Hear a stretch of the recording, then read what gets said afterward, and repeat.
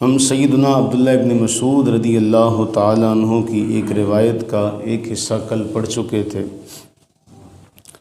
ہوا یہ کہ احد کے میدان میں یہ افواہ اڑا دی گئی کہ رسول اللہ صلی اللہ علیہ وآلہ وبارک وسلم معاذ اللہ ثم معاذ اللہ آپ کے ساتھ ایسا معاملہ ہو چکا ہے۔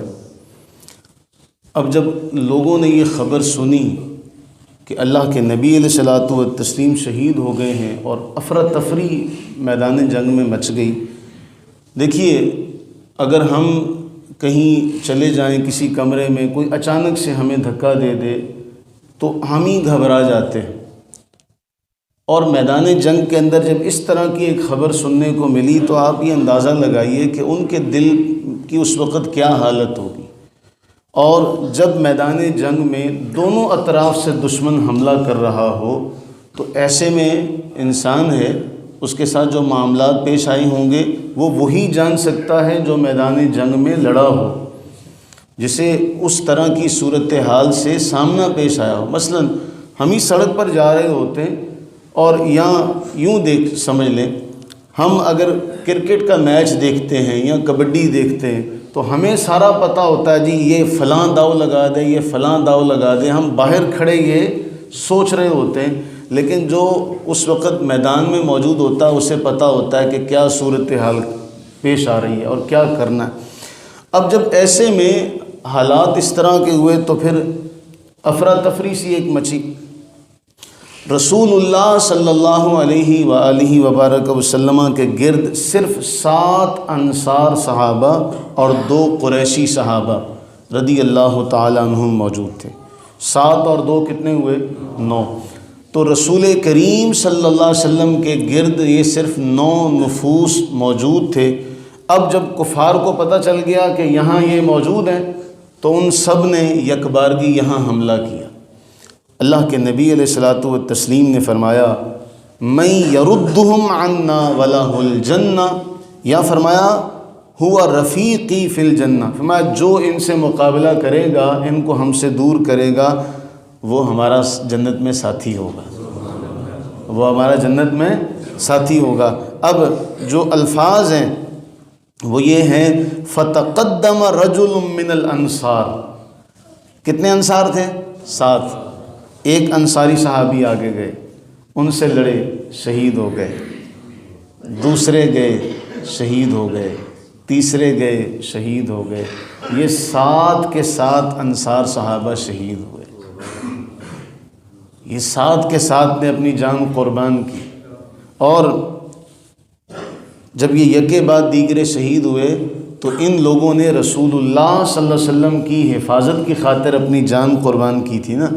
تو ہم اگرچہ بے وفا صحیح، لیکن ان کا تذکرہ تاریخ نے محفوظ رکھا ہے، اور ہمیں تھوڑا سا ان کا نام جو ہے وہ یاد رکھنا چاہیے، ان کے انداز کو بھی یاد رکھنا چاہیے۔ اس دن بہادری کے جوہر دکھانے والوں میں ایک ہیں حضرت سیدنا طلحہ بن عبید اللہ رضی اللہ تعالیٰ عنہ۔ طلحہ بن عبید اللہ، پتہ ہے یہ نیچے جھکے تھے کہ رسول اللہ میرے اوپر سوار ہو کے اوپر چڑھ جائے، اور اصحاب سیر نے لکھا کہ ان کے پاس اور کچھ نہیں تھا، بس ان کا ہاتھ ہی تھا، جو بھی اللہ کے نبی علیہ السلام کی طرف تیر تلوار نیزہ آتا یہ اپنے ہاتھ پہ اس کو روکتے تھے۔ اندازہ کیجئے ہمارے پاس تو سب کچھ ہے، آج کسی کے پاس صرف ہاتھ ہی ہے اور کچھ نہیں ہے، وہ ہاتھ ہی سے سب کچھ روک رہا ہے، ان کا یہ ہاتھ ناکارہ ہو گیا تھا۔ اندازہ کیجئے اللہ کے نبی علیہ السلام سے محبت کرنے والوں نے محبت کا کیا معاملہ اور کیا رنگ پیش کیا کہ ہاتھ ناکارہ ہو گیا۔ اللہ کے نبی علیہ السلام نے بھی پھر کیا فرمایا تھا، جس نے زمین پر چلتا پھرتا جنتی دیکھنا ہو طلحہ کو دیکھ لو، جس نے چلتا پھرتا جنتی دیکھنا ہو طلحہ کو دیکھ لو۔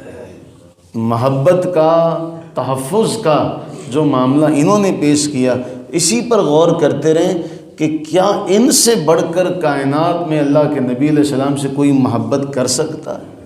آج دنیا میں کئی بار یہ کہا کرتا ہوں، آپ کو یاد ہوگا، ہم بات کرتے دنیا میں لیلا مجنوں، شیریں فرہاد، سسی پنو، ارے ان کی محبتیں تو ایک طرف رہیں، ان کی محبتوں کو کوئی اندازہ لگائے، ان کی محبتوں کا، کہ اللہ کے نبی علیہ السلام کے سامنے کھڑے ہیں اور ہر شے، ہر چیز کا وار اپنے ہاتھ پہ روک رہے ہیں، ہر چیز کا وار اپنے ہاتھ پہ روک رہے ہیں۔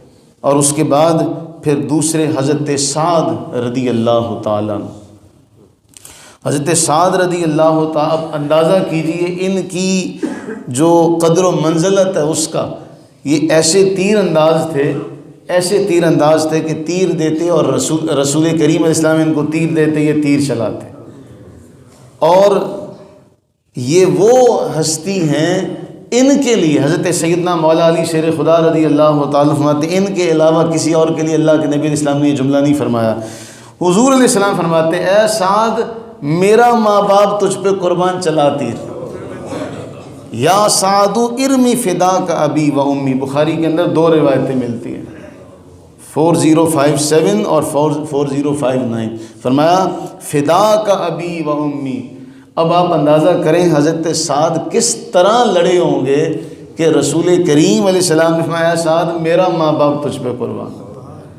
اب یہ اندازہ لگائیے کہ جتنے بھی لوگ بات کرتے ہیں وہ اللہ کے نبی علیہ السلام سے عرض کرتے ہیں کہ یا رسول اللہ صلی اللہ علیہ وسلم میرا ماں باپ آپ پہ قربان، جس کے بارے حضور علیہ السلام فرمائیں کہ اے سعد میرا ماں باپ تجھ پہ قربان۔ تو ہمیں ان لوگوں کا نام یاد رکھنا چاہیے۔ ایک دو ہم نے آج طلحہ بن عبید اللہ رضی اللہ تعالیٰ عنہ اور دوسرے حضرت سعد رضی اللہ تعالیٰ عنہ۔ اللہ سے دعا کریں باری تعالیٰ ہمیں بھی ان کے نقش قدم پر چلنا نصیب فرما۔ اللہ ہماری اولادوں میں سے کوئی طلحہ بنا دے، اللہ ہماری اولادوں میں سے کوئی سعد بنا دے جو اللہ کے نبی علیہ السلام کی دین کی خاطر اس طرح جذبہ پیش کرنے والا ہو۔ آمین ثم آمین۔